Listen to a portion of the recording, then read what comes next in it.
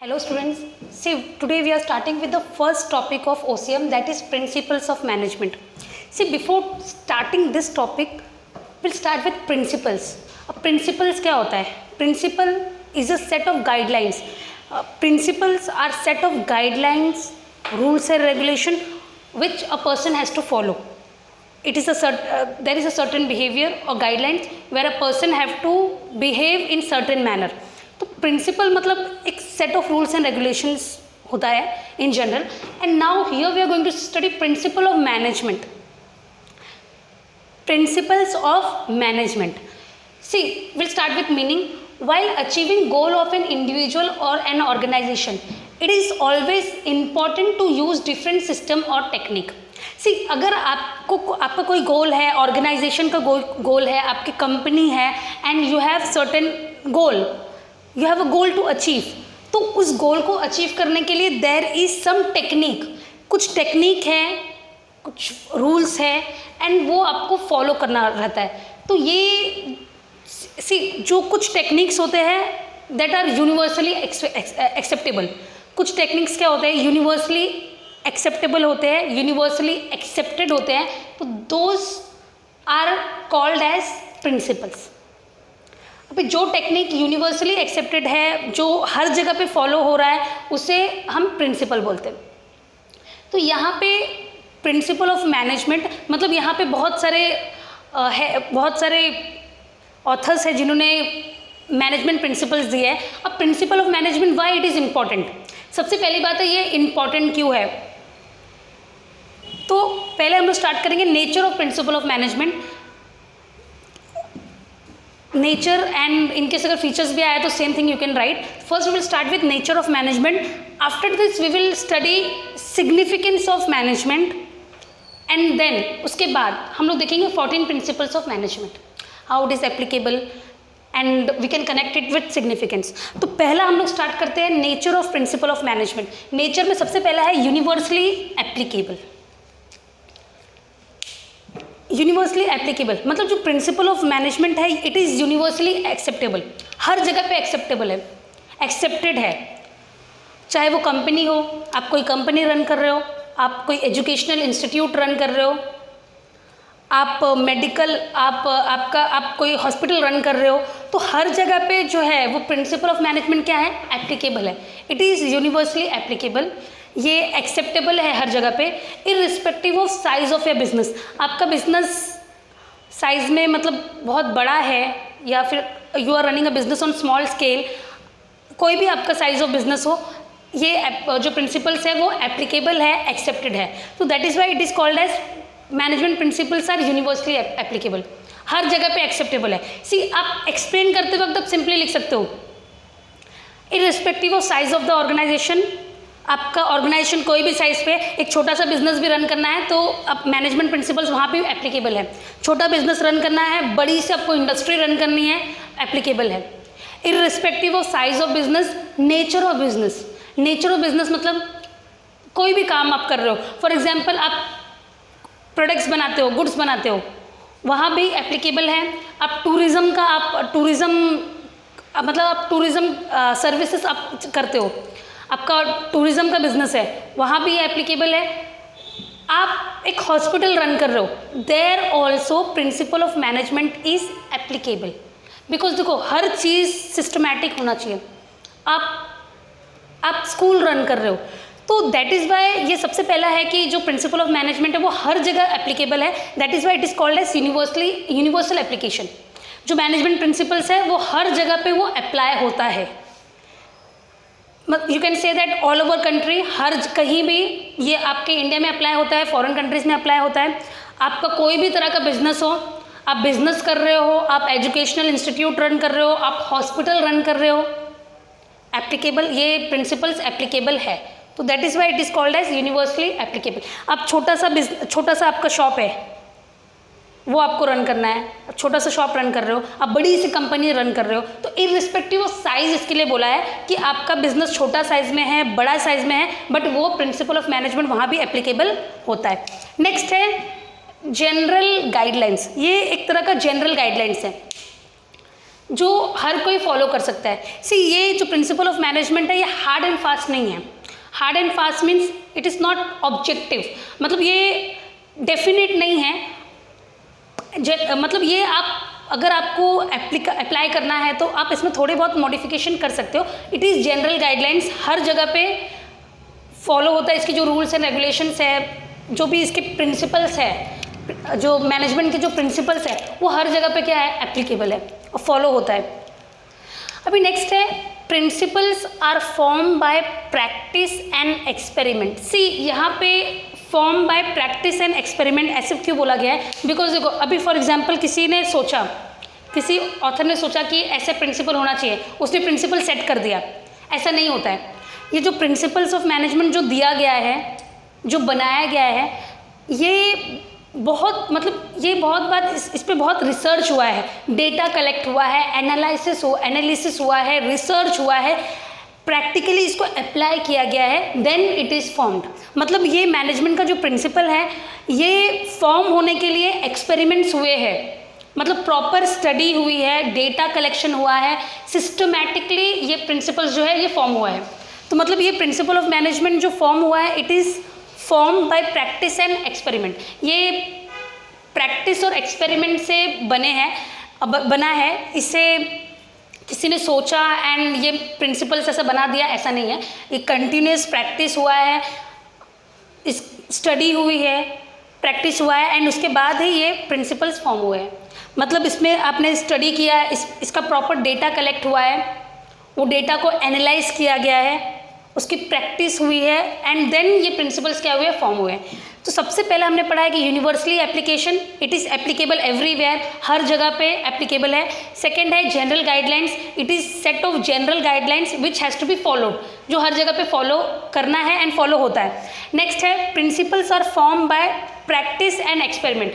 ये जो प्रिंसिपल्स है ये सिर्फ सोच के फॉर्म नहीं हुआ है, मतलब किसी ने सोचा कि हमें ऐसे प्रिंसिपल्स फॉर्म करने हैं, जैसे 14 प्रिंसिपल्स हैं, तो सिर्फ सोचा एंड ये प्रिंसिपल फॉर्म हो गया, ऐसा बिल्कुल नहीं है। ये फॉर्म होने के लिए प्रॉपर डेटा कलेक्ट हुआ है, डेटा एनालिसिस हुआ है, उसकी स्टडी की गई है एंड इसको अप्लाई किया गया है, then the principles are formed, तब जाके ये प्रिंसिपल क्या हुआ है, फॉर्म हुआ है। Next is flexibility. अभी फ्लेक्सिबिलिटी आपको पता है, व्हाट इज फ्लेक्सिबिलिटी? फ्लेक्सिबिलिटी मतलब क्या होता है? The thing which can be modified. तो जो प्रिंसिपल ऑफ मैनेजमेंट जो है ये हार्ड एंड फास्ट नहीं है। Hard and fast, I am using this term, मतलब कि ये एब्सोल्यूट बिल्कुल नहीं है। अभी देखो साइंस के जो प्रिंसिपल्स होते हैं दे आर एब्सोल्यूट, मतलब वो डेफिनेट होता है। अगर वहाँ पे अगर आप चेंजेस करोगे तो वो चीज़ मतलब वो कुछ और फॉर्म हो जाएगा। मतलब जैसे फिजिक्स है, वहाँ पे अगर आप कोई भी चीज़ फॉर्म करने में अगर कुछ और आप कुछ और अगर मॉडिफाई करते हो तो वो it will form a very different thing. But यहाँ पे मतलब ये फ्लेक्सिबल है, मतलब आप जो प्रिंसिपल्स हैं इसमें आप मॉडिफिकेशन कर सकते हो। किस तरह का modification? So that it can suit to a particular situation. आपका जो अभी देखो टाइम जो है चेंज हो रहा है, सिनेरियो चेंज हो रहा है, तो ये जो प्रिंसिपल्स ऑफ मैनेजमेंट है वो आपके कंपनी में सूट हो, आपकी कंपनी के लिए सूटेबल हो, इसके लिए आप उसमें मॉडिफिकेशन कर सकते हो।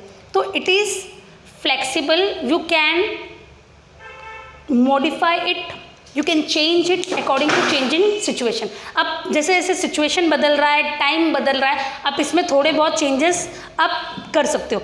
अभी देखो नेक्स्ट है बिहेवियरल इन नेचर।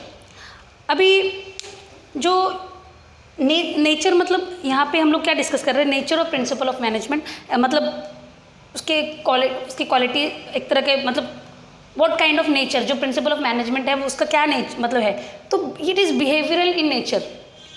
मतलब आप प्रिंसिपल ऑफ मैनेजमेंट को जब आप अप्लाई करते हो तो you have to deal with the group. तो ये बेसिकली प्रिंसिपल ऑफ मैनेजमेंट हम लोग यूज़ करते हैं so that we can bring changes in a person behaviour. मतलब एक ग्रुप है, आपको उसके बिहेवियर को आपको मॉडिफाई करना है, उनको आपको कन्विंस करना है ताकि आपका जो गोल है वो अचीव हो सके। तो ये जो मैनेजमेंट प्रिंसिपल्स है वो बिहेवियरल इन नेचर होता है। Next is cause and effect relationship. अभी कॉज एंड इफेक्ट रिलेशनशिप मतलब क्या होता है? सी, जो प्रिंसिपल ऑफ मैनेजमेंट है वो बेस है, it act as base for taking decision in an organisation. मतलब ऑर्गेनाइजेशन में कोई भी डिसीजन लेना रहेगा तो आप क्या करते हो, प्रिंसिपल ऑफ मैनेजमेंट को प्रेफर करते हो, उसको आप एज अ बेस आप क्या करते हो, यूज़ करते हो। तो principle of management always determine, it always decide the cause and effect relationship. अभी फॉर एग्जाम्पल आपने आपके एम्प्लॉयज़ की जो है सैलरी आपने इंक्रीज़ की है, तो आपको नज़र आएगा कि वो लोग बहुत अच्छा काम कर रहे हैं, मतलब उनके आउटपुट में आपको क्या आएगा, चेंज नज़र आएगा। तो ये कॉज एंड मतलब जस्ट बिकॉज आपने उनकी सैलरी हाइक की है, इंक्रीज़ की है, आपको आउटपुट में चेंज आ रहा है, तो ये क्या है, ये principle of management always determine cause and effect relationship. Cause क्या है, आपने उनकी सैलरी जो है आपने इसको क्या किया, थोड़ा हाइक किया है, बढ़ाया है, एंड उसकी वजह से आपके आउटपुट में डिफरेंस आ रहा है। अभी last one is all principles are of equal important. See, ये अगर आपको डिज़ायर रिजल्ट चाहिए, अगर आपको आपका जो गोल है आपको उसको अचीव करना है, तो आपको सारे जो प्रिंसिपल्स हैं वो आपको अप्लाई करना पड़ेगा। सी, ऐसा बिल्कुल नहीं है कि कोई एक आधा जो प्रिंसिपल है वो बहुत इंपॉर्टेंट है और कुछ प्रिंसिपल्स हैं जो आप नहीं फॉलो करोगे तो भी चलेगा, ऐसा बिल्कुल नहीं है। All principles are of equal importance. जितने भी प्रिंसिपल्स हैं वो सब इक्वली इम्पॉर्टेंट है। अगर आपको अच्छा रिजल्ट चाहिए, if you want desire result, अगर आपको जो रिजल्ट है वो आपके मुताबिक चाहिए, मतलब जो आपका गोल है वो अचीव हो, आपका जो रिजल्ट है आपके हिसाब से चाहिए, तो उसके लिए आपको सारे प्रिंसिपल फॉलो करने पड़ेंगे, because all principles are of equal importance. So this are the nature of principle of management. मतलब जो प्रिंसिपल ऑफ मैनेजमेंट है ये यूनिवर्सल है, एप्लीकेबल एवरीवेयर। ये एक जनरल गाइडलाइन है जो फॉलो होता है, जो फॉलो करते हैं लोग। ये set of rules and regulation है जिसको लोग फॉलो करते हैं। नेक्स्ट है, it is form by practice and experiment. See, just किसी को एक थॉट आया एंड उसने वो प्रिंसिपल बना दिया, ऐसा नहीं है। ये जो प्रिंसिपल्स को फॉर्म करने के लिए रिसर्च हुआ है, डेटा कलेक्शन हुआ है, उसको एनालाइज किया गया है एंड उसको अप्लाई भी किया गया है, एंड आफ्टर दैट वो सब होने के बाद दे हैव फॉर्मुलेटेड, मतलब वो लोगों ने इस चीज़ को क्या किया है, फॉर्मुलेट किया है, फॉर्म किया है। अभी नेक्स्ट है फ्लैक्सिबल। जो मैनेजमेंट प्रिंसिपल्स है वो फ्लैक्सिबल इन नेचर है। It can be changed, modified according to changing situation. अगर सिचुएशन चेंज है तो आप उसके हिसाब से प्रिंसिपल्स को थोड़ा मॉडिफाई कर सकते हो। Next is behavioural in nature. मतलब जो प्रिंसिपल ऑफ मैनेजमेंट है, जो मैनेजमेंट है, जैसे आपने लास्ट ईयर पढ़ा था, management is a group activity.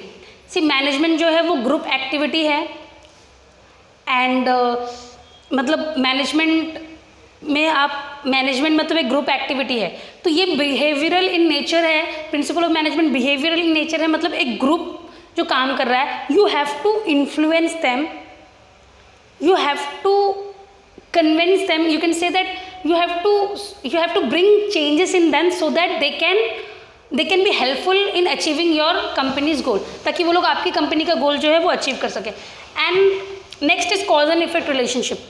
सी, जो प्रिंसिपल ऑफ मैनेजमेंट है it always determine cause and effect relationship. इससे आपको कॉज एंड इफेक्ट रिलेशनशिप आपको मालूम पड़ता है।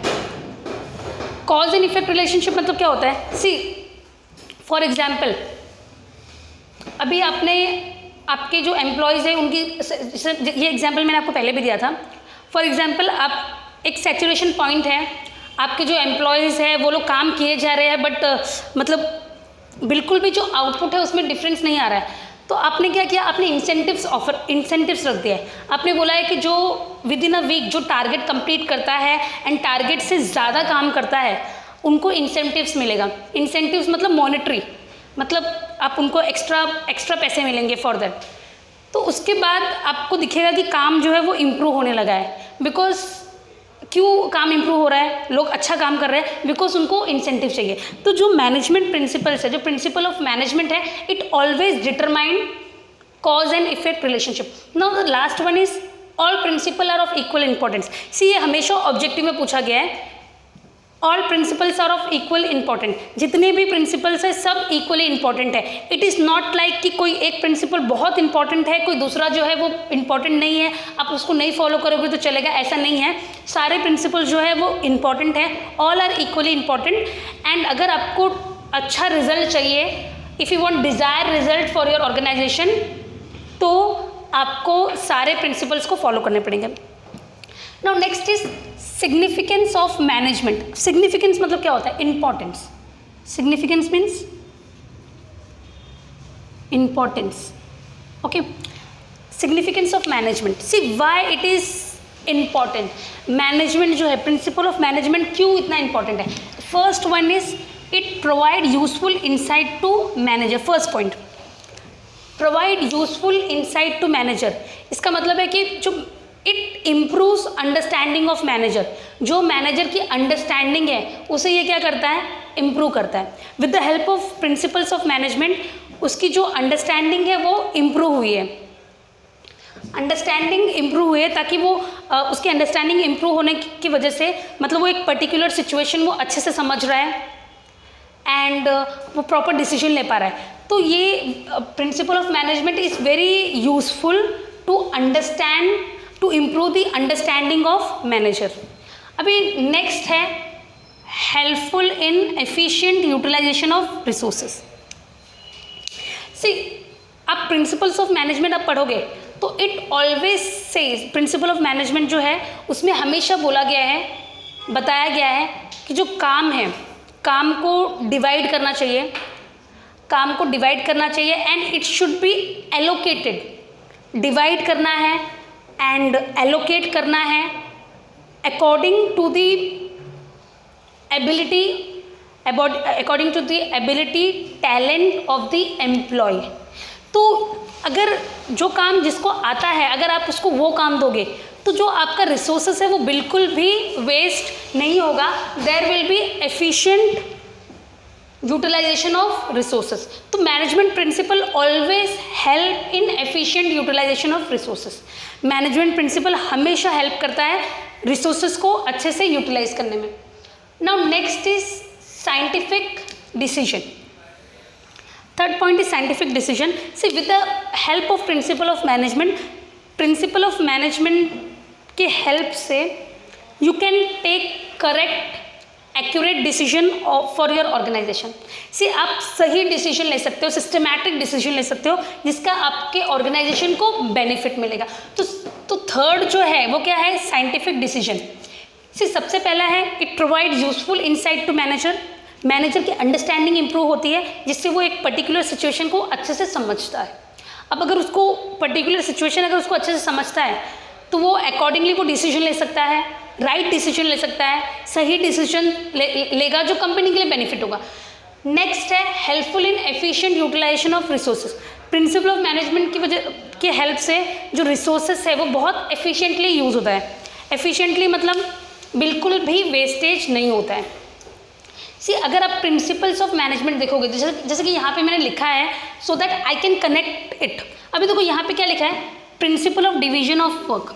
14 प्रिंसिपल्स में से एक प्रिंसिपल है principle of division of work, right. तो अभी ये प्रिंसिपल के हिसाब से जो वर्क है उसको क्या करना चाहिए? डिवाइड करना चाहिए, डिवाइड करना चाहिए एंड ऐसे लोगों को एलोकेट करना चाहिए जिसको वो काम आता है। मतलब the work should be divided into small parts and it should be allocated as per the ability skills of the employee.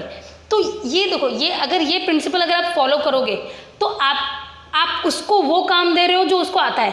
तो इससे क्या होगा? इससे आपका जो रिसोर्सेस है वो बिल्कुल भी वेस्ट नहीं होगा। तो जो सेकेंड पॉइंट है जस्टिफाई है helpful in efficient utilisation of resources.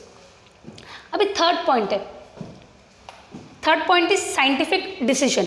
C, principle of management हमेशा अगर आप प्रिंसिपल ऑफ मैनेजमेंट अगर आप प्रिंसिपल्स अगर आप पढ़ोगे या तो फिर आप अगर आपको प्रैक्टिकल नॉलेज है, आपको पता है, तो आप हमेशा सही डिसीजन ले सकते हो आपके ऑर्गेनाइजेशन के लिए। साइंटिफिक डिसीजन मतलब क्या होता है? साइंटिफिक डिसीजन मतलब करेक्ट डिसीजन एकदम सिस्टमैटिक डिसीजन जो आपके कंपनी के लिए बेनिफिशियल है। तो if you have knowledge of principle of management, अगर मैनेजर को प्रिंसिपल्स की नॉलेज है तो वो सही डिसीजन सही टाइम पे ले सकता है जिससे ऑर्गेनाइजेशन को बेनिफिट मिले।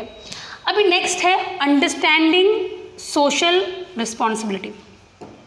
सी प्रिंसिपल ऑफ मैनेजमेंट जो है इससे आपका सोशल रिस्पॉन्सिबिलिटी भी you understand your social responsibility and आप उसके अकॉर्डिंग काम करते हो। सी अभी देखो I give you an example, यहाँ पे देखो एक है principle of remuneration. Principle of remuneration के हिसाब से एम्प्लॉयज़ को सही सैलरी आपको देनी चाहिए। उसको जो आप सैलरी प्रोवाइड कर रहे हो it should be according to his work. तो अभी जो एम्प्लॉयज़ है they are part of a society, वो लोग क्या है सोसाइटी के पार्ट है। आप अगर उनको सही पे कर रहे हो, जितना वो डिजर्व कर रहे हैं आप उसको वो दे रहे हो, तो आप क्या कर रहे हो, अपनी सोशल रिस्पॉन्सिबिलिटी आप क्या कर रहे हो, फुलफिल कर रहे हो। तो प्रिंसिपल ऑफ मैनेजमेंट आपको हेल्प करता है आपको आपकी सोशल रिस्पॉन्सिबिलिटी एक्सप्लेन करने में। With the help of principle of management you understand the social responsibility. See अभी हमें नेचर को लेके भी रिस्पॉन्सिबिलिटी समझ में आती है, बिकॉज अभी हमें ज़्यादा पोल्यूशन क्रिएट नहीं करना है, तो मतलब रिसोर्सेज जो है उसको वेस्ट नहीं करना है। जस्ट बिकॉज हम पे कर रहे हैं तो दैट डजंट मीन कि आप उसको वेस्ट करो।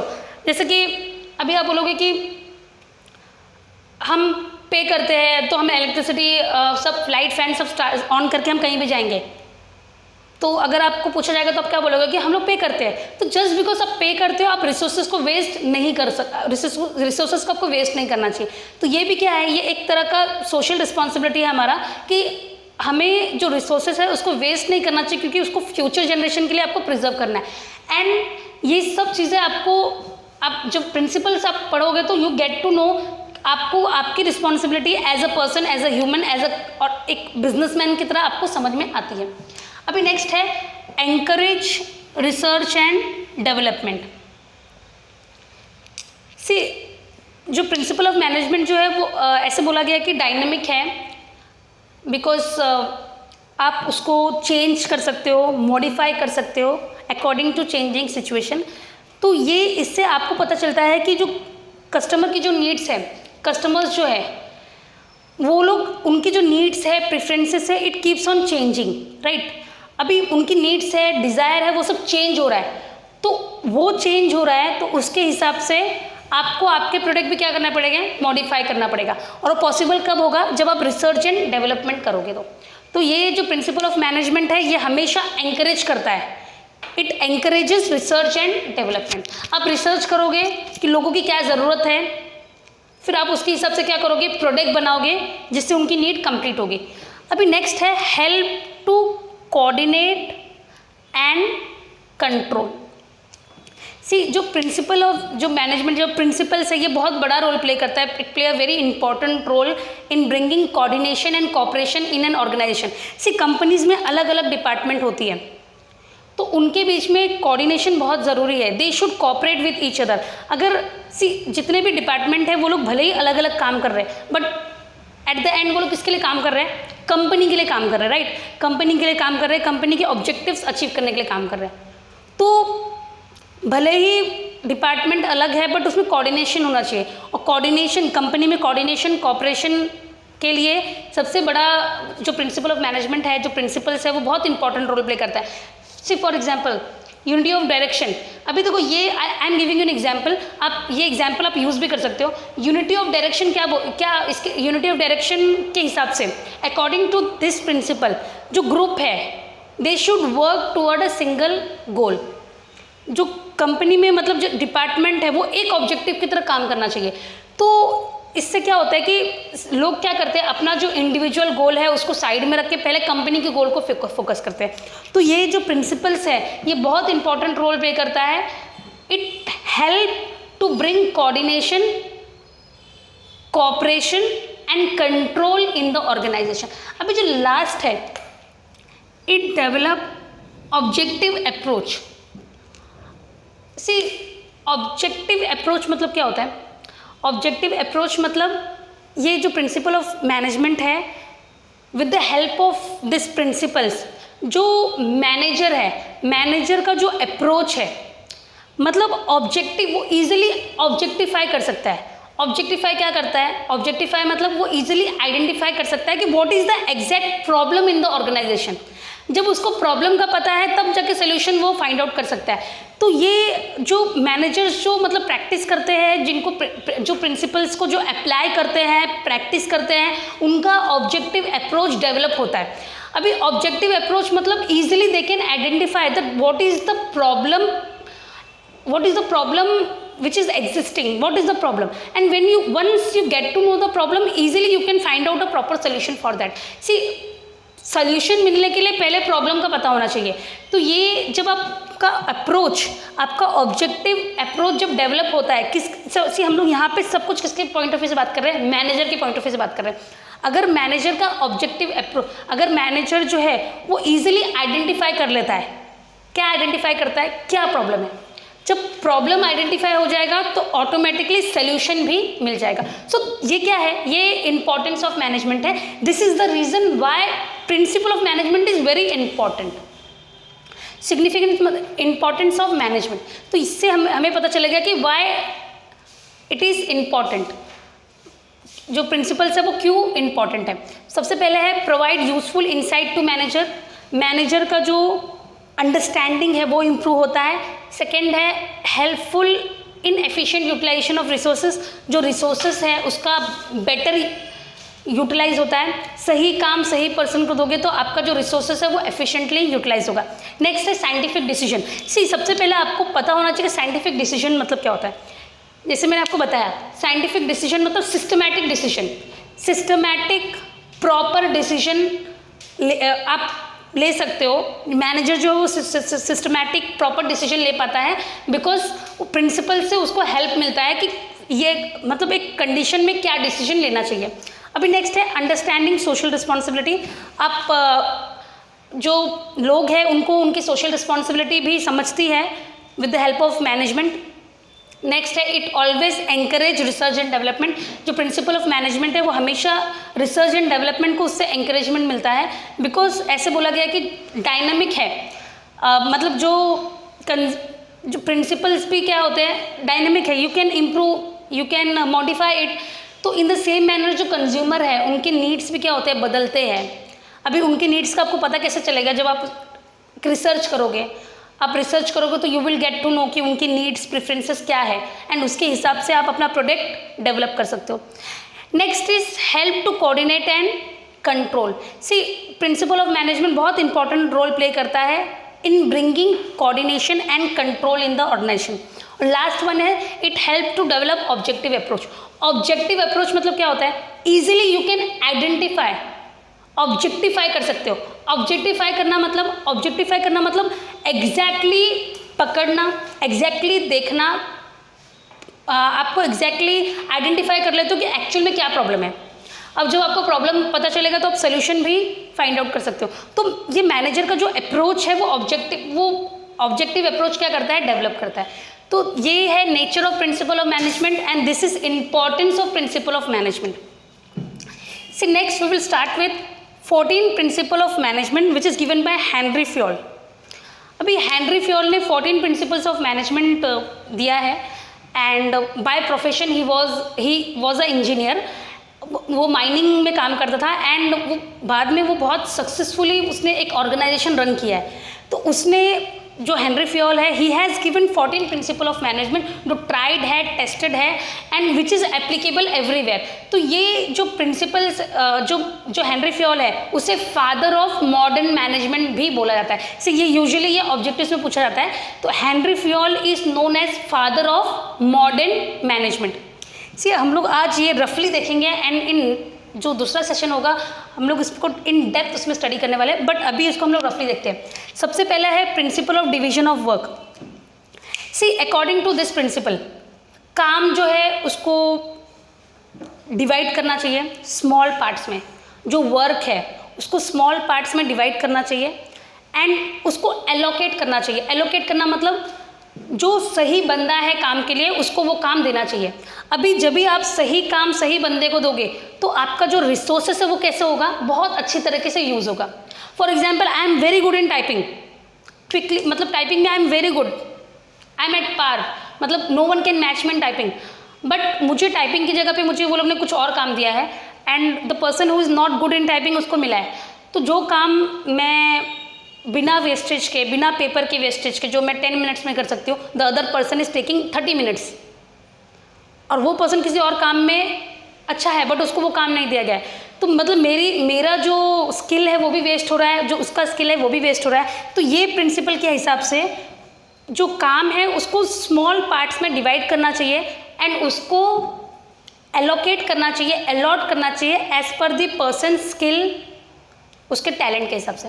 अभी नेक्स्ट है principle of authority and responsibility. See आज के सेशन में हम लोग सब रफली देखने वाले हैं एंड इन डिटेल हम लोग नेक्स्ट सेशन में देखेंगे, बिकॉज ये बहुत इंपॉर्टेंट है। सी ये हर साल का फेवरेट टॉपिक है सबका एग्जामिनेशन के पॉइंट ऑफ व्यू से। अभी नेक्स्ट है principle of authority and responsibility. See authority and responsibility मतलब once I am giving you authority for some work, मतलब मैंने आपको काम दिया है तो मुझे आपको पूरी ऑथोरिटी देनी चाहिए वो काम की। अगर काम कंप्लीट नहीं हुआ है, you are responsible for the work. See authority and responsibility हमेशा साथ साथ होती है। अभी मैंने आपको काम दिया है एंड हर बार मैं आपको काम में इंटरफेयर कर रही हूँ कि ऐसा मत करो वैसा मत करो, तो आप क्या है कि आप कंफ्यूज हो रहे हो, आप अपना जो स्किल्स है वो प्रॉपर्ली यूज़ नहीं कर पा रहे हो।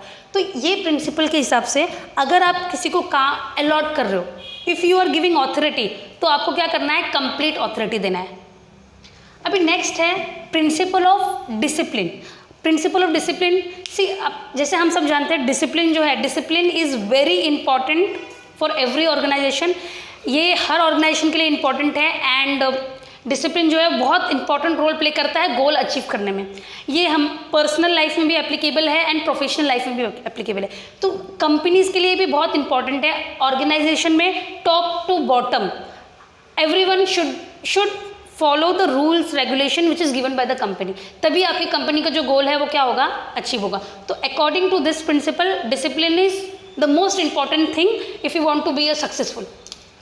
अभी नेक्स्ट है यूनिटी ऑफ कमांड। अभी यूनिटी ऑफ कमांड मतलब क्या होता है, जो भी ऑर्डर्स आपको मिल रहा है, कमांड मिल रहा है, ऑर्डर्स मिल रहा है, वो सिर्फ एक सिंगल पर्सन से आने चाहिए। अभी फॉर एग्जाम्पल मैं कुछ काम कर रही हूँ एंड मल्टीपल बॉस है मेरे, मुझे कोई बोल रहा है ये काम कंप्लीट करो, कोई मुझे बोल रहा है कि ये दूसरा काम कंप्लीट करो एंड मेरा जो काम है वो बोल रहा है, कोई बोल रहा है, जो बॉस है मेरे बहुत सारे मल्टीपल बॉस है, ये तरीके से करो, तो आई एम गेटिंग कन्फ्यूज। तो ये प्रिंसिपल के हिसाब से जो ऑर्डर्स है, कमांड है, वो सिर्फ एक ही पर्सन से आना चाहिए। मतलब एक एम्प्लॉय के लिए एक बॉस होना चाहिए। मल्टीपल बॉस से क्या होता है, काम डिस्टर्ब होता है, क्लैरिटी नहीं रहती। अभी नेक्स्ट है subordinate of individual interest to organisation interest. Subordinate of individual interest to organisation interest. See इसका मतलब है कि आपको आपका जो पर्सनल इंटरेस्ट है, you have to keep it aside. आपको आपका जो पर्सनल इंटरेस्ट है उसको असाइड रख के आपको ऑर्गेनाइजेशन के बारे में सोचना है। मतलब it is applicable for both, employer के लिए भी है, एम्प्लॉय के लिए भी है। एम्प्लॉयर के लिए, एम्प्लॉयर को सिर्फ अपने बारे में नहीं सोचना है, एम्प्लॉयज़ के बारे में भी सोचना है। सिर्फ अपना फ़ायदा नहीं देखना है, एम्प्लॉयज़ का भी देखना है। एंड फॉर एम्प्लॉयज़ ऑल्सो, उनको अपने फ़ायदे से पहले कंपनी का फ़ायदा देखना है। अभी नेक्स्ट है यूनिटी ऑफ डायरेक्शन। से यूनिटी ऑफ डायरेक्शन मतलब एक पर्टिकुलर जो ग्रुप है, मतलब कंपनीज में देखो अलग अलग डिपार्टमेंट होते हैं, तो जो एक ग्रुप है under a guidance of single boss should work towards a particular direction. वो एक पर्टिकुलर डायरेक्शन में ही काम करना चाहिए। मतलब एक कॉमन ऑब्जेक्टिव होना चाहिए, कॉमन गोल होना चाहिए, जो सब उसी ऑब्जेक्टिव की तरफ क्या कर रहे हैं, काम कर रहे हैं। अभी अगर जो ग्रुप है हर कोई अलग अलग गोल, अगर सबका कोई अलग अलग गोल है तो वो मतलब वो कभी अचीव नहीं होगा। वो जो गोल है, उनका मेन गोल है, वो कभी अचीव नहीं होगा। तो जो ग्रुप है there should be unity of direction. A group should work towards a single objective under a guidance of single boss. अभी नेक्स्ट है सेंट्रलाइजेशन। नेक्स्ट क्या है, centralisation. Principle of centralisation, see according to this principle centralization and decentralization should be followed properly in an organization. See centralization मतलब क्या होता है, centralization means power, concentration of power in single hand. And decentralisation means distribution of power, जो power है आपने उसको क्या किया है, डिस्ट्रीब्यूट किया है, अलॉट कर दिया है। तो अभी मतलब सेंट्रलाइजेशन भी ज़रूरी है, सेंट्रलाइजेशन भी इम्पॉर्टेंट है, डिसेंट्रलाइजेशन भी इम्पॉर्टेंट है। सी जो स्मॉल ऑर्गेनाइजेशन है वहाँ पे सेंट्रलाइजेशन से आप मतलब सारा पावर मैंने अपने हाथ में रखा है तभी भी वो आराम से रन होगा, बिकॉज जो ऑर्गेनाइजेशन का साइज़ है बहुत छोटा है। बट बहुत बड़ी कंपनी है, अगर आपने सेंट्रलाइजेशन किया हुआ है, सारा पावर आपने अपने हाथ में लिया है, किसी को आपने कोई अथॉरिटी नहीं दी है, मतलब किसी को आपने पावर शेयर नहीं किया है, तो वो जो बड़ा ऑर्गेनाइजेशन है वहाँ पे क्या होगा, हर काम डिले होगा। तो ये principle of centralisation, according to this principle there should be balance between centralisation and decentralisation, इसके बीच में प्रॉपर बैलेंस होना चाहिए। Next is principle of remuneration. See ये प्रिंसिपल के हिसाब से, according to this principle, remuneration मतलब जो सैलरी है, वेजेस है, वो प्रॉपरली पे होना चाहिए according to the person's work, importance of work, उसका एक्सपीरियंस, उसके हिसाब से आपको क्या करना है, उसको पे करना है। अभी नेक्स्ट है principle of scalar chain. Scalar chain मतलब क्या होता है, सी स्केलर चेन यहाँ पे देखो एक डायग्राम भी है। स्केलर चेन मतलब ये देखो, हर एक कंपनी में क्या होता है, कम्युनिकेशन होता है, हर एक कंपनी में फ्लो ऑफ कम्युनिकेशन होता है, मतलब कम्युनिकेशन चेन होता है, कम्युनिकेशन चेन। तो अकॉर्डिंग टू दिस प्रिंसिपल, ये प्रिंसिपल के हिसाब से जो ऑर्डर है, इंस्ट्रक्शंस है, वो हमेशा टॉप टू बॉटम में फ्लो होना चाहिए, from top to bottom and from bottom to top. मतलब जो मैनेजमेंट है वो मैनेजमेंट डायरेक्टली, जो टॉप मैनेजमेंट है वो डायरेक्टली लोअर से कांटेक्ट नहीं करेगा, टॉप से इन्फॉर्मेशन मिडिल में आएगा, मिडिल लेवल से लोअर लेवल में आएगा। और जो लोअर लेवल मैनेजमेंट है, जो लोअर लेवल जो लोग हैं, they will not coordinate directly with top level. वो लोग किसके थ्रू जाएंगे, वो लोग लोअर लेवल जो है वो लोग मिडिल लेवल से कांटेक्ट करेंगे। तो ये क्या है, स्केलर चेन है, मतलब कम्युनिकेशन चेन है। ऑर्गेनाइजेशन में ये फॉलो होना चाहिए, जो इन्फॉर्मेशन है वो हमेशा टॉप टू बॉटम फ्लो होना चाहिए। ये बहुत टाइम कंज्यूमिंग प्रोसेस है, तो सम टाइम आप लोग गैंग प्लान यूज़ कर सकते हो। गैंग प्लान कैसे होता है कि वो ईजी, मतलब ईजी कम्युनिकेशन होता है, इन्फॉर्मेशन जल्दी पास होता है ऐसे, but it should be under guidance of superior, ये सुपीरियर के गाइडेंस में होना चाहिए। अभी नेक्स्ट है प्रिंसिपल ऑफ ऑर्डर। से ये भी हमेशा ऑब्जेक्टिव्स में के लिए बहुत इंपॉर्टेंट है। प्रिंसिपल ऑफ ऑर्डर के हिसाब से जितना भी मतलब people, things, resources should be at right place, मतलब right thing should be at right place at right time. मतलब हर चीज़ का ज़रूरत है, मतलब सही एम्प्लॉय को, सही बंदे को सही काम मिलना चाहिए। जो रिसोर्सेज जहाँ पे जितना ज़रूरी है वहाँ पे वो होना चाहिए सही टाइम पे। तो principle of order, according to this principle, people, things, resources should be at right place at right time, सही समय पे सही चीज़ जगह पे होनी चाहिए। अभी नेक्स्ट है प्रिंसिपल ऑफ इक्विटी। सी ये प्रिंसिपल के हिसाब से जो एम्प्लॉयज़ है, जितने भी एम्प्लॉयज़ हैं, you have to treat them equally. See ये it is not in terms of monetary, ये पैसों के मामले में नहीं है। अभी सबको इक्वल ट्रीट करना मतलब सबको सिमिलर पैसा आप दे नहीं सकते हो, सबको आप एक जैसा पे कर सकते हो क्या, नहीं। किसी का काम बहुत इंपॉर्टेंट है, किसी का हायर पोस्ट है, किसी का, तो it is not about payment, it is about treatment. Treatment मतलब आप एम्प्लॉयज़ को कैसे ट्रीट करना चाहिए। किसी को आप स्पेशल ट्रीटमेंट दे रहे हो, वो पर्सन लेट आ रहा है but you are very good to him, और कोई जो है आप उसको बहुत ज़्यादा हार्ड हो रहे हो, किसी पे बहुत हार्श हो रहे हो आप लोग, मतलब आपका एक गुड बुक्स है, कुछ लोग जो आपके गुड बुक्स में है आप उनको प्रमोशन दे रहे हो विदाउट देयर एफर्ट्स।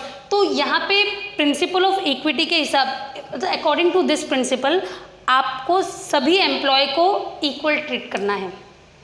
अगर आप स्ट्रिक्ट हो तो आपको सबके लिए स्ट्रिक्ट होना है, आप किसी के लिए स्ट्रिक्ट हो, किसी के लिए सॉफ्ट हो जस्ट बिकॉज वो आपका रिलेटिव है, फ्रेंड है, तो ऐसा नहीं होता है। ये प्रिंसिपल के हिसाब से आपको सबको इक्वल ट्रीट करना है।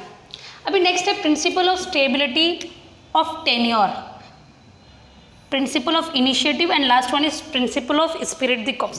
सी principle of stability of tenure, according to this principle, ये प्रिंसिपल के हिसाब से एम्प्लॉयज़ को आपको जॉब सिक्योरिटी देनी है।